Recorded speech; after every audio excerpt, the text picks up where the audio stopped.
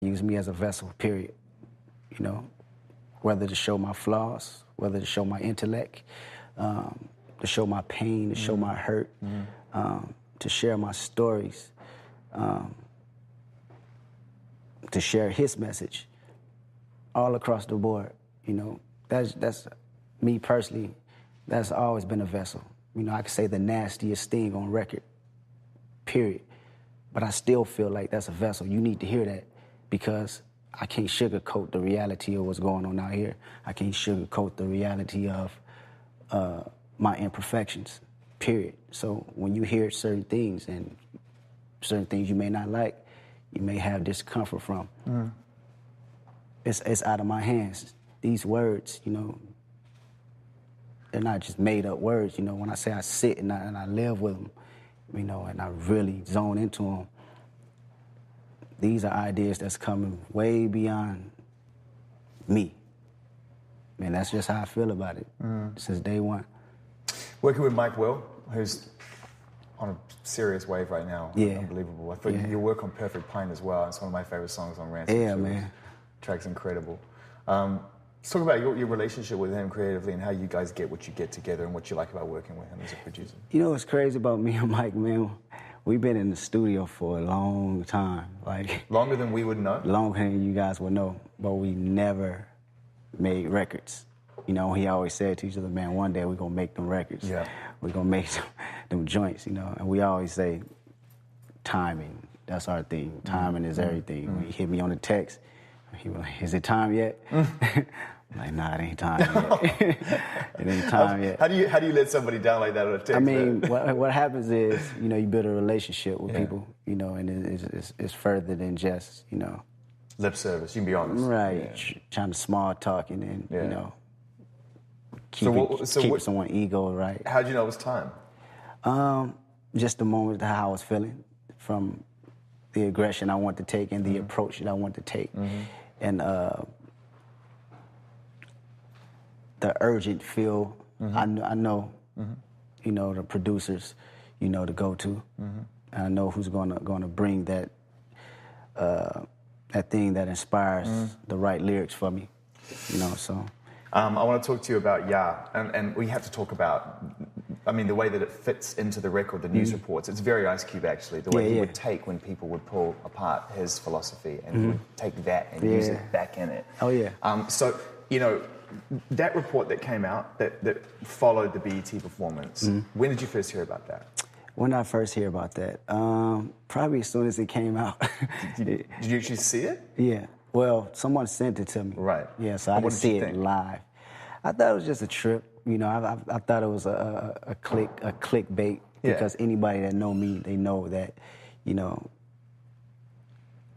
I represent my people, you know, and the culture the right way. So to try to attack my character, you know, and make it an actual stunt, I wasn't for it. Do you have a relationship with media in the sense that you use it or you look to it for information, or do you detach yourself from that? Oh, yeah. Yeah, I'm aware. Definitely. Definitely. I have to see what's going on. I have to know what's going on.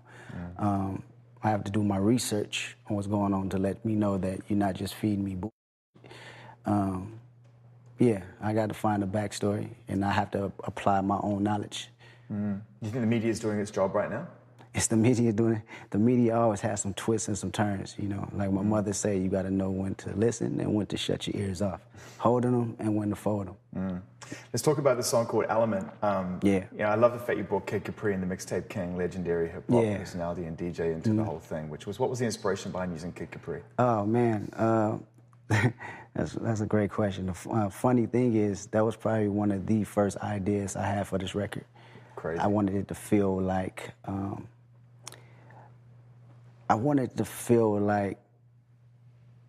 just the raw elements of hip-hop, you know, whether I'm using 808s or whether I'm using some boom bap drums. You know, the idea of having Kid Capri, you know, the initial thought was having more of like some real trappy 808 shit, you know, something I've never heard from him. And I got in the studio, man, I had him do like 1,000 takes, you know, but he's the greatest, you know, to ever even do it, period. He knocked them shit out, man, and yeah, He's there. He's rocking. Let's talk about loyalty. Let's fast forward a little bit, because I love Feel, you know that. But I really want to get to loyalty, because you work with Rihanna on that record. I mean, one of a few key sort of outward collaborators on that outside of production work. Yeah. How did that happen? How was that experience? Were you in the same room? I mean, paint a picture for us. Yeah, definitely, man. I've always wanted to work with Rihanna. I love everything about her, you know, her artistry, how she represents women, you know, to not only be themselves, but express themselves, the way she expressed herself through music and how she carries herself. I love everything about her, so I always wanted to work with her. I had the record, I did the record, and immediately her name just popped up, reached out, and we locked in the studio and we made it happen. Good vibes? Great vibes. Quickly done? Great vibes. She got amazing energy. She's a vibe itself. Yeah. Love. Yeah. This is like a beautiful love song, but of course complex as always. Yeah. Tell us about that. Oh, man, my guy, Zach. Yeah, the guy singing on the record.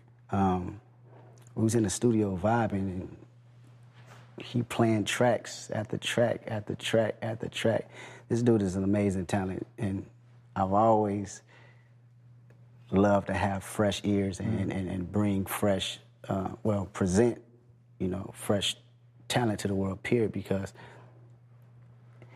it's so much good shit out there that you gotta always make sure that people are able to hear it. And being that a lot of shit don't get heard, that's great. He's one of the guys. So he's playing this record, man, this beat and these drums, and it just feels like euphoria, you know, immediately. We knocked it out probably like the next day. Beautiful experience to be able to focus on something as overtly positive as that.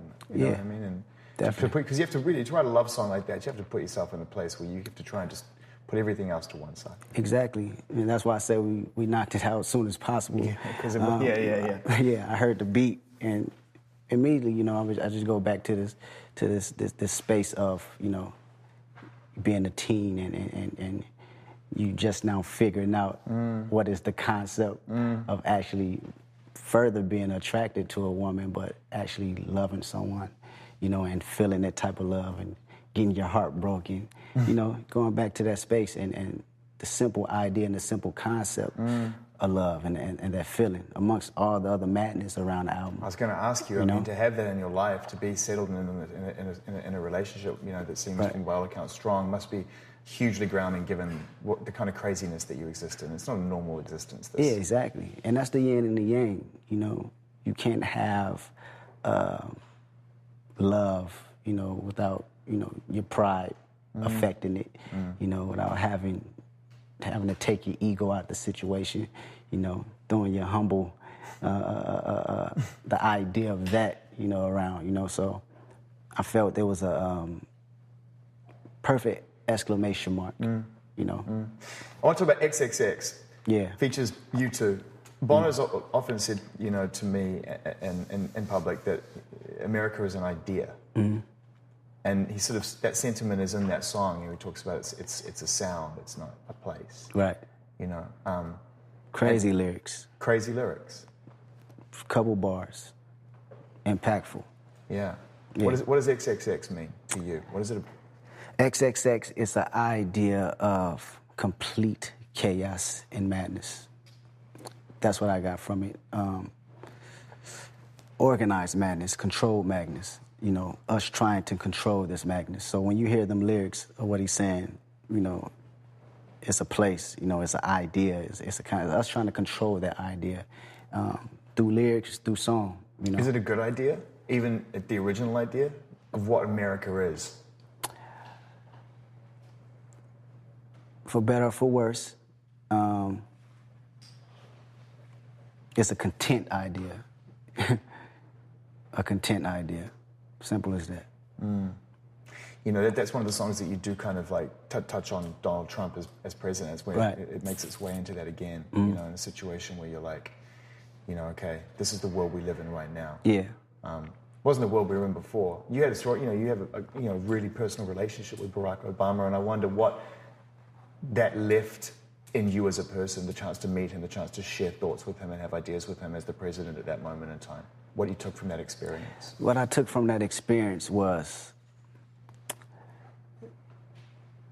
the idea of knowing that it takes more. It's going to take more than just an 8-year idea or 4 years idea of change. You know, a lot of times, being a kid when he was elected, well, not a kid, just a younger adult, we get the idea, well, I got the idea that it's going to do a 360 like that. So me having a conversation with him and him sitting me down, he says, change don't, you know, don't start while I'm here. It starts once we leave the space that we're in. That was the idea, you know, and subconsciously that goes to the idea of me self-evaluating my own personal thoughts, the way I think, and what I'm gonna take from this meeting and do when I go outside this building, you know? So that was the experience. That was something I always hold dear, just the idea of knowing that in the moment of time, I have to think further than this year or last year. Got to prep yourself for the next decade of what you're going to do that's going to result to changing the idea or the thoughts that we have consumed for so many years. You guys are free to hoop now, right? Are you going to have that game? We got the court right here. We got the court right here. You jump on that PJ. I'm keep putting this out in the media, too. I got to see that left hand in person. We got the court right here. That's not going away.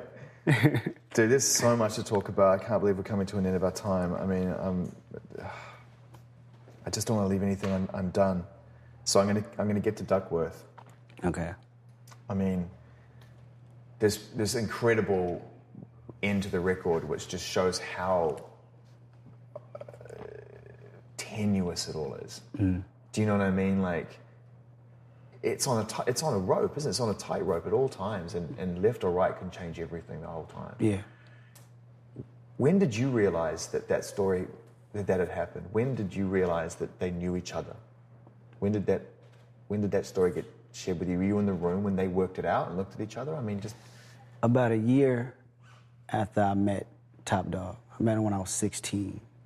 So my pops came to the studio after I've been locked in with him for a minute, and we got a relationship now. Bring my pops through. You know, he heard, you know, I was dealing with Top Dog, but my pops personally don't know him as Top Dog. You know, the industry know him as Top Dog. Before he was Top Dog, he was another name. And so when he walked in that room and he seen that Top Dog was this guy, they flipped. I mean, flipped. Yeah, still to this day. And Top flipped as well? Top recognized straight away? Oh yeah, still to this day. They laugh, and they laugh, and they trip out, and they tell the same story over and over to each other, and, you know. Have you been waiting to tell that story? Have I been waiting? Or was it just the right time? It was just the right time. Top himself didn't know I was going to do it, or even execute it in that fashion, to be the last song or to be anywhere, just making it make sense. I remember playing it for him, and he flipped, you know, because further than the song, when you really can hear the word, hear your life, you know, in words, you know, that is so true to you and that affected your life 100% through one decision, it really make you sit back and cherish the moment, you know. And I think that's something that we all did playing that record. Like, man, look where we at. we recording music for the world to hear, and we're taking care of our families, and, you know, we're blessed. But listen to these words, like, this is what happened. This is real life. It's amazing. And since a kid, man, I always